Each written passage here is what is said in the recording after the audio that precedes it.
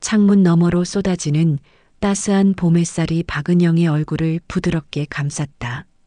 62세, 이 나이에 다시 사랑을 꿈꿀 수 있을 줄은 몰랐다. 거울 속 자신을 바라보며 은영은 작은 미소를 지었다.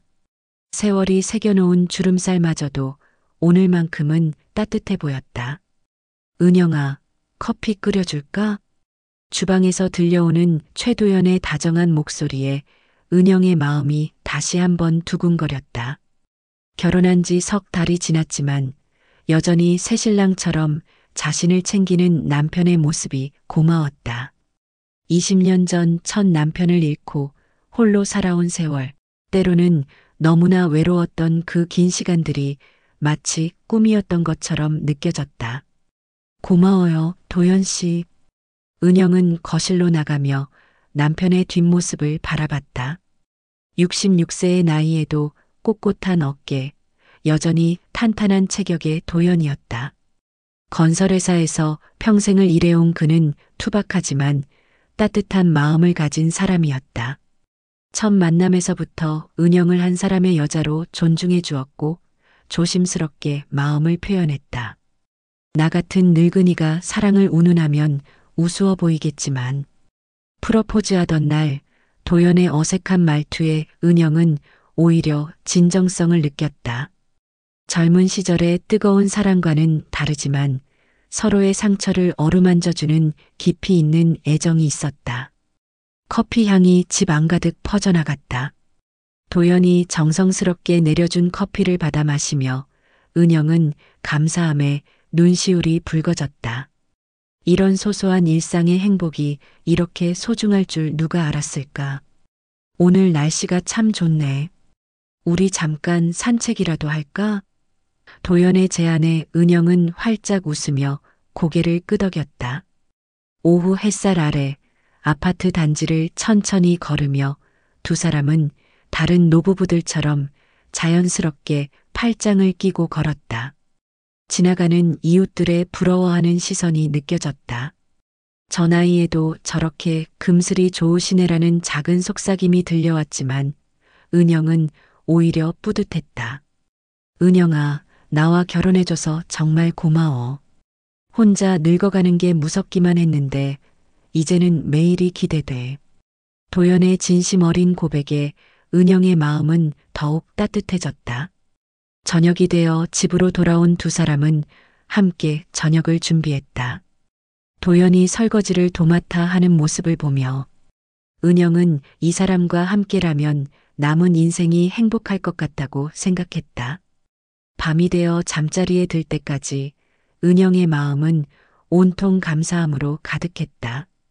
늦은 나이에도 이런 사랑이 가능하다는 것, 외로웠던 긴 세월이 드디어 끝났다는 것, 모든 것이 꿈만 같았다. 창밖으로 보이는 달빛을 바라보며 은영은 조용히 기도했다. 이 행복이 오래도록 이어지기를. 아직 은영은 몰랐다.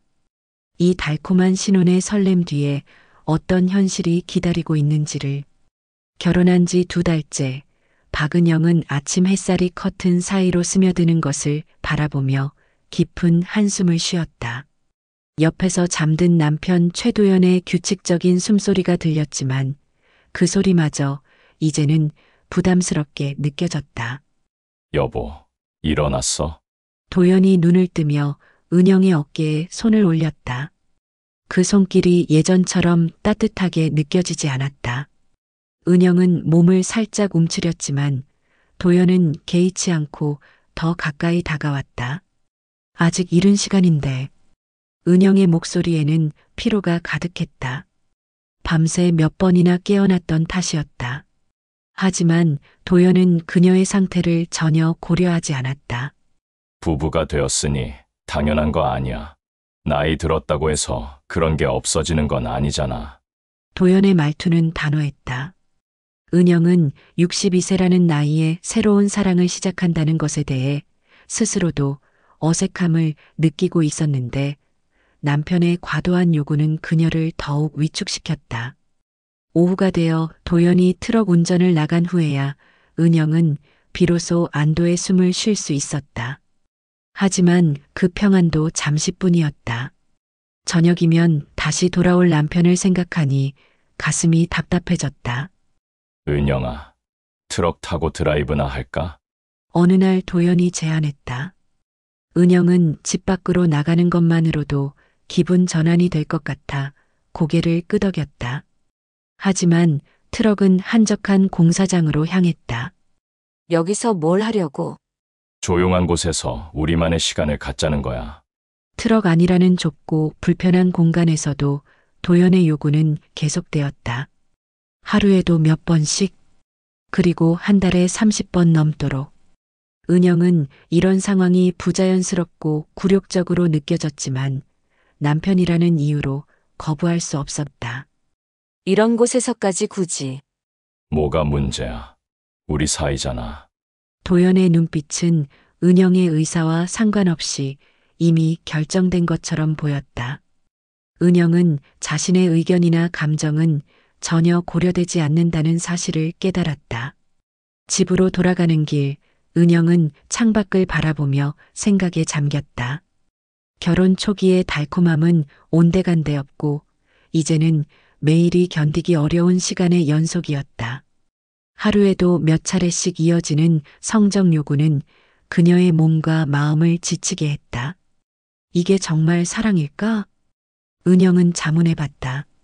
상대방의 의사를 전혀 존중하지 않는 것이 과연 부부간의 정상적인 관계인지 의문이 들었다. 첫 번째 결혼에서는 이런 경험을 해본 적이 없었다. 전 남편은 비록 일찍 세상을 떠났지만 서로를 배려하고 존중하는 관계였다. 밤이 되어 침실로 들어가면서 은영은 또다시 무거운 마음을 느꼈다. 도연은 그녀의 거부감이나 피로감을 전혀 이해하려 하지 않았다. 오히려 나이 든 여자가 무슨 사치냐는 식으로 반응했다. 이렇게 하루하루 지나면서 은영의 마음속에는 점점 더 깊은 그림자가 드리워졌다. 새로운 시작이라고 믿었던 재혼이 오히려 그녀를 더 큰 고통 속으로 밀어넣고 있었다. 나이 들어서도 사랑할 수 있다는 희망은 무너져가고 대신 매일매일이 버거운 짐처럼 느껴지기 시작했다. 은영은 베개를 끌어안으며 조용히 눈물을 흘렸다. 62세의 나이에 다시 시작한 결혼 생활이 이런 모습일 줄은 꿈에도 생각하지 못했다. 은영은 아침마다 도연이 출근하는 모습을 현관에서 배웅했다. 건설 현장으로 향하는 그의 뒷모습을 바라보며 억지로라도 미소를 지었지만 마음 한구석에 무거움은 날이 갈수록 짙어져만 갔다. 그날도 평소와 다름없이 도연을 배웅한 후 은영은 혼자만의 시간을 보내고 있었다. 오후 2시경 초인종이 울렸다. 문을 열어보니 낯익은 얼굴의 중년 남성이 서 있었다. 도연과 함께 일하는 운전기사 김 씨였다. 사모님, 안녕하세요. 최 사장님 댁이 맞죠? 네, 맞습니다. 무슨 일로? 혹시 시간 괜찮으시면 잠깐 말씀드릴 게 있어서요. 은영은 김 씨를 거실로 안내했다. 그의 표정이 평소보다 심각해 보였다. 차를 내어주며 은영은 조심스럽게 물었다. 무슨 일이신지요? 김 씨는 찻잔을 두 손으로 감싸쥐며 한참을 망설였다. 그러더니 깊은 한숨을 내쉬며 입을 열었다. 사모님, 제가 이런 말씀을 드려도 되는 건지 모르겠지만 사장님 전 부인 이야기를 들으셨나요? 은영의 심장이 쿵 내려앉았다. 도연은 결혼 전 자신에게 전 부인에 대해서는 성격이 안 맞아서 헤어졌다는 말만 간단히 했을 뿐이었다. 더 이상 묻지도 말하지도 않기로 했던 터였다. 아니요. 자세한 이야기는 들어본 적이 없어요. 그러실 줄 알았습니다. 김 씨의 목소리에 안타까움이 묻어났다. 사모님, 제가 사장님과 일한 지가 벌써 15년이 됐습니다. 전 부인분도 잘 알았죠. 김 씨는 다시 한번 망설이더니 천천히 말을 이어갔다. 처음에는 참 좋았어요. 사장님이 전 부인분을 그렇게 아끼고 사랑하시더라고요. 그런데 시간이 지나면서 뭔가 이상해지기 시작했습니다. 이상해졌다는 게 부인분 표정이 점점 어두워지셔서요. 만날 때마다 수척해져 가시고 눈에 생기가 사라져 가더라고요. 그러다가 어느 날부터는 아예 밖으로 나오지도 않으시고. 은영은 자신도 모르게 몸이 굳어지는 것을 느꼈다. 제가 한 번은 부인분께 조심스럽게 물어봤어요. 어디 아프신 것 아니냐고. 그랬더니 김 씨가 말을 잇지 못하고 있었다. 은영이 재촉했다. 뭐라고 하셨어요? 김 기사님, 저는 이제 사람이 아닌 것 같아요. 그러시더라고요. 그 말씀을 하실 때 부인분 눈에서 눈물이 주르르 흘러내리는데 제 가슴이 찢어지는 줄 알았습니다. 은영의 손이 무의식 중에 자신의 목을 감쌌다. 최근 며칠간 자신이 느꼈던 그 무력감, 그 절망감이 떠올랐다. 그 후로 어떻게 되셨어요? 한 달 후에 이혼하셨어요. 부인분이 친정으로 돌아가신 후로는 소식을 못 들었습니다. 하지만 나중에 들은 바로는 정신과 치료를 받으셨다고 하더라고요. 정신과 치료. 그 말이 은영의 머릿속에서 맴돌았다. 사모님, 제가 왜 이런 말씀을 드리는지 아시겠죠? 요즘 사모님 모습이 그때 전 부인분과 너무 비슷해서 걱정이 되어서요. 김 씨는 자리에서 일어났다. 제가 할 말은 아니지만 사모님도 조심하세요. 사장님은 사람을 자기 소유물로 생각하시는 경향이 있어요. 김 씨가 떠난 후 은영은 거실 소파에 털썩 주저앉았다. 전 부인의 이야기가 마치 거울을 보는 것 같았다. 하루가 다르게 지쳐가는 자신의 모습, 점점 사라져가는 자아, 그리고 남편의 끝없는 요구들. 정신과 치료. 은영은 자신도 그 길을 걷고 있는 것은 아닌지 두려워졌다. 62세의 나이에 겨우 찾은 새로운 삶이 이렇게 무너져 내리고 있었다. 창밖으로 석양이 지고 있었다. 곧 도연이 돌아올 시간이었다.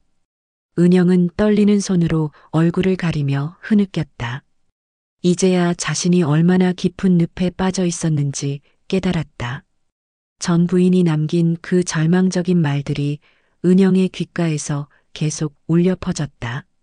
저는 이제 사람이 아닌 것 같아요. 은영도 요즘 똑같은 생각을 하고 있었다. 자신이 점점 사라져가고 있다는 두려운 확신이 마음속 깊이 자리 잡았다. 그날도 도연은 새벽같이 나가 늦은 밤에야 돌아왔다. 공사장 운반일이 바쁘다며 얼굴도 제대로 보지 못한 채 며칠이 흘렀다. 은영은 문득 남편의 작업복에서 풍기는 낯선 향수 냄새가 신경 쓰였지만 혹시나 하는 마음을 애써 누르려 했다. 여보, 오늘은 일찍 들어와요. 같이 저녁이라도 먹어요. 은영이 조심스럽게 말을 건넸지만 도연은 피곤하다며 대충 답하고는 샤워를 하러 들어갔다. 물소리가 들리는 동안 은영은 남편이 아무렇게나 던져둔 작업복을 정리하다가 호주머니에서 낯선 영수증을 발견했다. 모텔 이용료였다. 심장이 쿵쾅거렸다. 혹시 혼자 잠깐 쉬려고 들른 건 아닐까? 은영은 애써 다른 이유를 찾으려 했지만 가슴 한편에서는 이미 불안한 예감이 자라나고 있었다. 다음 날 도연이 출근한 후 은영은 더 이상 참을 수 없어 트럭이 주차된 곳으로 향했다. 평소 같으면 엄두도 못 낼 일이었지만 진실을 알고 싶은 마음이 두려움보다 컸다. 다행히 트럭 문은 잠기지 않았다. 운전석에서는 별다른 것이 보이지 않았다. 하지만 뒷좌석 쪽을 들여다본 순간 은영의 온몸에 전율이 흘렀다. 좌석 사이사이에 끼어 있던 것은 선명한 빨간색 레이스 속옷이었다. 분명히 자신의 것이 아니었다. 은영의 손이 덜덜 떨렸다. 그 붉은 천 조각은 마치 그녀의 마음을 찢어놓는 칼날 같았다. 62세의 나이에 다시 시작한 결혼 생활이 이렇게 처참하게 무너질 줄이야. 그러게 말이야. 나이 들어서 뭘 믿고 재혼을 했겠어. 지나가던 동네 아주머니의 시선이 따가웠다. 은영은 속옷을 주머니에 넣고 터덜터덜 집으로 돌아왔다. 집에 도착해서야 그 붉은 속옷을 다시 꺼내 보았다. 젊은 여자가 입을 법한 화려한 디자인이었다. 그 순간 모든 퍼즐 조각이 맞춰졌다. 잦은 야근, 낯선 향수 냄새, 모텔 영수증, 그리고 이 붉은 속옷까지. 도연은 분명 다른 여자와 바람을 피우고 있었다. 그것도 자신이 타는 트럭에서. 은영은 소파에 주저앉아 눈물을 흘렸다. 하지만 이번엔 슬픔보다는 분노가 더 컸다. 늦은 나이에 용기를 내어 재혼한 자신을 이렇게 우롱하다니. 자신의 진심과 신뢰를 이렇게 짓밟다니. 이 나이에 바람까지 피우면서 나를 바보로 만들려고. 은영은 그 붉은 속옷을 꽉 쥐며 이를 악물었다. 더 이상 이 남자와 함께 살아갈 이유는 없었다. 아니, 이제야 진짜 자신의 인생을 되찾을 때가 온 것 같았다. 저녁에 도연이 돌아왔을 때 은영은 식탁 위에 그 붉은 속옷을 올려놓고 기다리고 있었다. 도연의 얼굴이 순간 하얗게 질렸다. 이게 뭐야? 은영의 목소리는 차가웠지만 떨림 없이 또렷했다. 이제 더 이상 숨기지도 참지도 않을 작정이었다. 붉은 속옷을 발견한 그날 밤 박은영은 잠들 수 없었다. 침대에 누워 천장을 바라보며 지난 몇 개월을 되돌아봤다. 설렘으로 시작된 재혼 생활이 어떻게 이런 지옥으로 변했는지 그 과정을 차근차근 되짚어봤다. 처음엔 도연의 적극적인 구애가 반가웠다. 오랜 홀로서기에 지친 마음에 그의 관심은 따뜻한 햇살 같았으니까. 하지만 언제부터인가 그 관심이 소유욕으로, 애정이 강압으로 바뀌었다.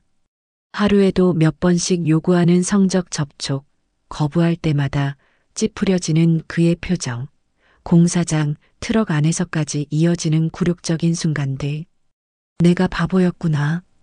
은영은 작게 중얼거렸다. 운전기사 아저씨의 말이 계속 머릿속을 맴돌았다. 전 부인도 같은 이유로 망가졌다는 그 말. 도연의 첫 번째 부인이 걸어간 그 길을 자신도 고스란히 따라가고 있었던 것이다. 새벽이 되어서야 은영은 결심했다. 더 이상은 안 된다고. 다음 날 아침 도연이 공사장으로 나간 후 은영은 서둘러 짐을 쌌다. 62년간 살아온 인생의 흔적들을 작은 가방 몇 개에 담는 것은 생각보다 쉬웠다. 정말 소중한 건 그리 많지 않았다. 가장 먼저 찾아간 곳은 법무사 사무실이었다. 접수처 직원은 은영의 나이를 보고 의외라는 표정을 지었지만 은영의 단호한 목소리를 듣고는 진지해졌다. 이혼 사유는 무엇인가요? 성격 차이와 배우자의 외도입니다. 그 말을 하는 순간 가슴이 먹먹해졌다. 하지만 눈물은 나오지 않았다. 이미 충분히 울었으니까. 법무사는 친절하게 절차를 설명해 주었다. 합의 이혼이 가장 좋지만 상대방이 거부할 경우를 대비해 증거를 수집해 두라고 조언했다. 은영은 고개를 끄덕이며 모든 설명을 꼼꼼히 메모했다. 오후에는 부동산 중개소를 돌았다. 보증금 1,000만 원으로 구할 수 있는 원룸은 많지 않았다. 그나마 찾은 곳은 지하철역에서 걸어서 15분 거리에 있는 낡은 건물의 3층이었다. 방은 작았지만 채광이 좋았고 무엇보다 조용했다. 여기로 하겠습니다. 중개업소 사장은 고개를 갸우뚱했다. 혹시 자녀분들과 상의는 해보셨나요? 이 나이에 혼자 사시기엔. 제가 결정할 일입니다. 은영의 목소리는 흔들림이 없었다. 저녁 때 도연이 돌아왔을 때 은영은 이미 이삿짐을 다 싸놓은 상태였다. 현관문을 열고 들어선 도연의 얼굴이 순간 굳어졌다. 이게 뭐야? 이혼하고 싶어요. 은영은 차분하게 말했다. 떨리는 마음을 애써 누르며. 도연의 얼굴이 빨갛게 달아올랐다. 갑자기 웬 소리야? 우리 잘 살고 있잖아. 당신한테는 그럴지 몰라도 나한테는 지옥 같은 생활이었어요. 뭐가 지옥이야. 먹여주고 입혀주고 집까지 마련해줬는데. 은영은 가방 끈을 단단히 쥐었다. 고마웠어요. 하지만 이제 그만하고 싶어요. 그만이라니. 결혼이 장난이야? 도연이 성큼 다가왔다. 평소라면 그 기세에 주눅 들었을 텐데 이상하게도 무섭지 않았다. 장난이 아니니까 진지하게 말하는 거예요. 이혼 서류는 내일 가져올게요. 이혼은 무슨, 나이가 몇인데 혼자 어떻게 살려고? 제가 알아서 할 일이에요. 은영은 가방을 들고 현관으로 향했다. 도연이 팔을 붙잡았지만 은영은 단호하게 뿌리쳤다. 놓으세요. 더 이상 내 삶을 남에게 빼앗길 수는 없어요. 그 순간 도연의 표정에서 당황스러움이 스쳤다. 이런 은영은 처음이었으니까. 문을 나서며 은영은 뒤돌아보지 않았다. 62년 만에 처음으로 자신만을 위한 선택을 한 것이다. 작은 원룸으로 향하는 발걸음에는 두려움보다는 단호함이 담겨 있었다. 새로운 시작. 늦었다고 생각할 수도 있지만 은영에게는 지금이 바로 그 시작점이었다. 이혼 서류에 도장을 찍던 날의 후련함은 오래가지 않았다. 원룸으로 돌아온 박은영은 텅 빈 방 안에서 갑작스러운 막막함을 느꼈다. 62세, 혼자서 무엇을 할 수 있을까? 젊은 시절 직업 경험도 변변치 않은 자신에게 어떤 일자리가 있을까? 며칠간 집안에만 머물러 있던 은영에게 반가운 전화가 걸려왔다. 생협에서 일하는 옛 친구 정숙이었다. 은영아, 우리 생협에서 상담원을 구하고 있어. 나이는 상관없고 조합원들하고 상담하는 일인데 어때?